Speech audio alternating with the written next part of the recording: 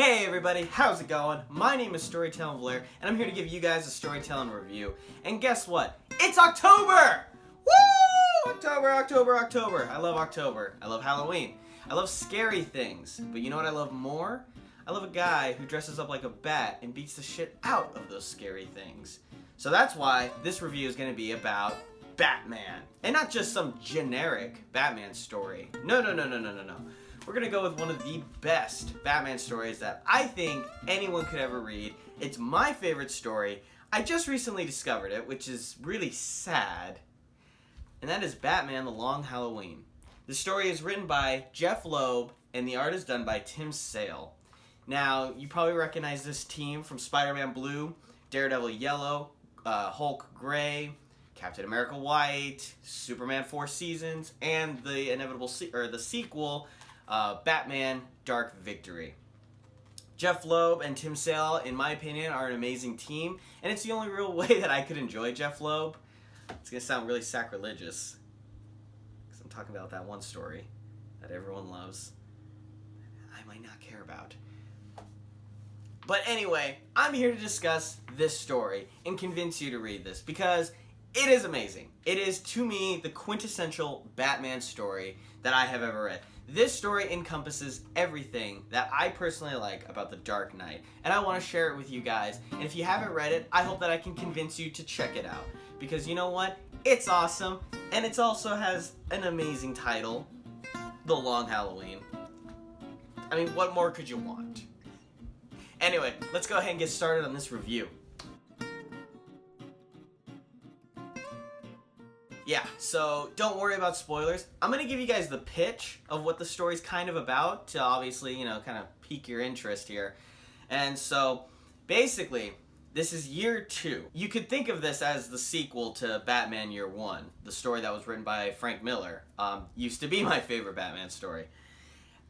This takes place immediately afterwards, and this follows Batman, Gordon, and Harvey Dent trying to take down the Falcone family once and for all. This is the final year that family can reign and take advantage of Gotham. Now, throughout the story, you're sprinkled with a lot of Batman's classic rogues like the Joker, Riddler, Catwoman, Ivy, all of them. And throughout the story, you begin to realize that Falcone and the mob families are starting to lose their grip on Gotham, and it is the loons who are starting to take it from them. Now, how does this happen? This happens because a new serial killer pops up onto the scene and starts taking out members of the Falcone family, the Holiday Killer. And he starts his killing on Halloween, and he doesn't finish all of his killings until he gets to the very next Halloween. Thus, that's why it's called The Long Halloween, because it goes from one Halloween to the next one. And in that entire span of time, every single holiday, the Holiday Killer strikes, and he takes somebody. Now, I don't want to spoil anything, because part of the fun with this story is not knowing who the Holiday Killer is. That's just, to me, that's great. When I think of Batman, I think of a detective story. And this is a detective story through and through. The villain isn't just a generic, Batman rogue. It's just like, oh, they left a question mark at the scene of the crime, so it has to be Riddler. It's not that obvious. You have to kind of, think about it. Who could it be? And the answer might surprise you, honestly. It surprised me. Now, I know what you're thinking. Batman The Long Halloween, wasn't that the story that inspired the Dark Knight movie? Have I already been spoiled? No. Surprisingly, no, you have not, actually. There are some elements sprinkled throughout the movie that definitely come straight out of this book, but you can go watch the movie, love the movie, like I have. Like, I know that movie like the back of my hand, and then read this and still be pleasantly surprised, because they actually are two different stories. Roughly the same, but a little different. And that's what's really nice. So yes, you can enjoy it. It's just like asking if Batman v Superman would spoil The Dark Knight Returns. Not by a long shot.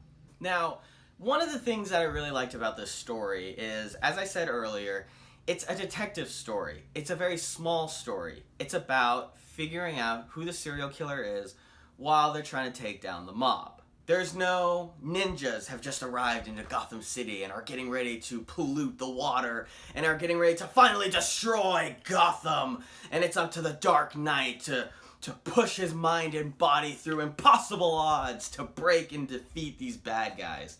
It's not like that. It's not like every single loon has just broken out of Arkham Asylum, and Arkham Asylum is becoming this crazy lunatic island where Batman has to make sense of everything.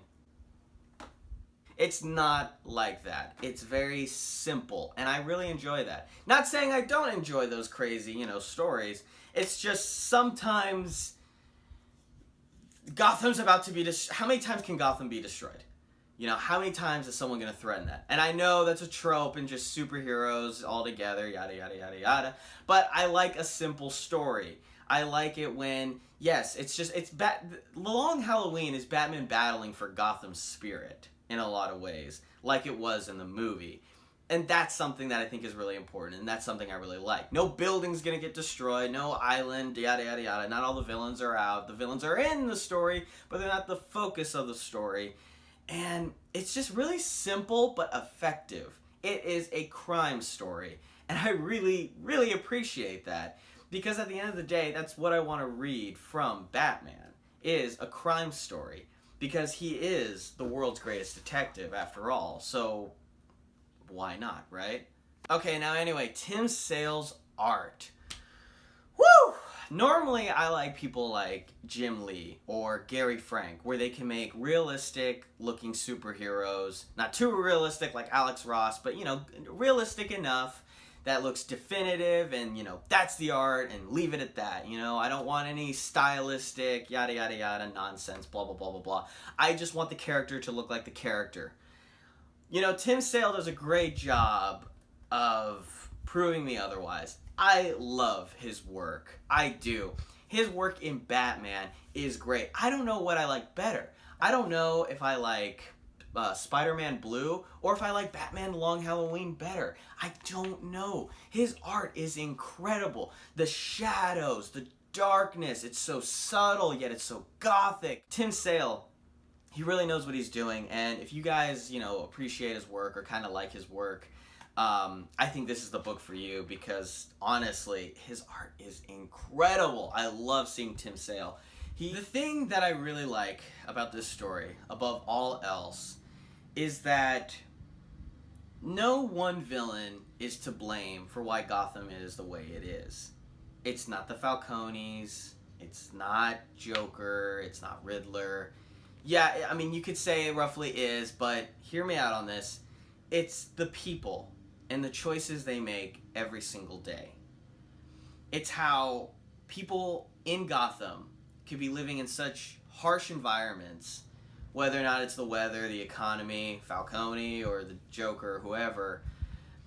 When they're pushed to a certain limit, they break. And when they break, they make the wrong decision.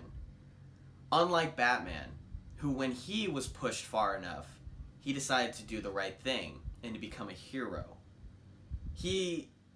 Him, Gordon, and a few other people are the only heroes in this town of people who are desperate and just want justice, but a perverted justice. A justice where they kill whoever it is that's harming them or doing whatever it is. They do the wrong thing when they should do the right thing. And that's what I like about this story. Gotham is not black and white, good and evil. It's not like Metropolis. It is gray. This story is filled with grays. If you go and kill a murderer, are you any better? That's the kind of question this story asks you at the end. At the very beginning, they have this meeting. It's between Batman, Gordon, and Harvey Dent. And they all make a pact to take down the mob this year. But they also agree to do it by the book. Not break any laws, do it the right way, to prove to the people of Gotham that things like this can happen the right way. Spoiler alert, as you know from the Dark Knight movie, Harvey Dent turns into Two-Face, and it happens in this story. This is the only spoiler I'm going to give you. Harvey Dent is a great example of the spirit of Gotham. Because at the end of the day, he wanted to do something right. He wanted to do it by the books. But the mob, the Joker, Gotham itself twisted him. Made him see that, you know what? You have to become them in order to defeat them. And he is now no better than the people he was trying to lock away. That is so powerful to me. And it elevates the idea of Batman. That Batman is a character who endures all of that pain that everyone else goes through. He endures it. He takes it in. And then he unleashes it on those who prey on others. And he does not compromise in his mission. Now I've always understood why Batman doesn't kill, but this story to me paints a better picture. He cannot become Harvey Dent. He cannot become any of these villains. And even killing one villain, one time, that would destroy his image. That would destroy what he is to Gotham City. And that's why I like The Long Halloween a lot. Because to me, this story understands who Batman is. He is the Dark Knight. That is what he is. Uncompromising, straight to the point, and he gives Gotham hope that they can make it through whatever hardships they're going through, that they can stick together and they can get through anything. And at the end of the day, I think that's really awesome. Metropolis has Superman because Superman gives them hope. And in a way, Batman does too. He gives fear to criminals, of course, scares the dog shit out of them. But to the people of Gotham who are struggling, he proves to them that you can endure and you can become something better. And that's why I like Batman: The Long Halloween. And you know what? There are a few problems with the story. There are a few tropes here and there. But my opinion, this story deserves a 10 out of 10. This is a perfect Batman story. If I had a Batman story to recommend to you guys, this is it. Read this. You'll enjoy it. You'll enjoy it as much as I did. Honestly, I said to myself every night I would read one issue. I read 5 issues in one night. It got to about 3 in the morning and I said, no, I gotta go to sleep right now. I can't. I cannot finish this tonight. That is how great this story is, and I am excited to read its sequel. So, I hope you guys check it out. And also, you know what? I hope you guys have a safe Halloween. I hope you guys do something fun, watch horror movies, whatever. Stay safe, stay classy. And if you guys could leave a comment, any criticisms or whatever, that'd be cool too. Leave a like, subscribe for more content, because I'm definitely going to be making more of this stuff. So, anyway, I hope you guys enjoyed this. I hope you have a beautiful day, and I'll see you soon.